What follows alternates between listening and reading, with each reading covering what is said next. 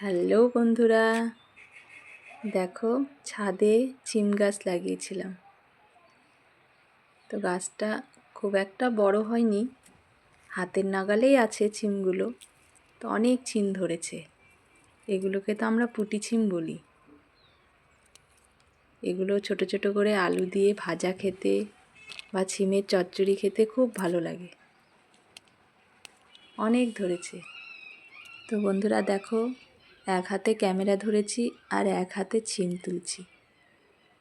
তা আমার এই ছোট্ট ছাদ বাগানে সব রকম গাছই আছে। টমেটো গাছ, লঙ্কা গাছ, বেগুনের গাছ, অনেক রকম ফুলের গাছও আছে।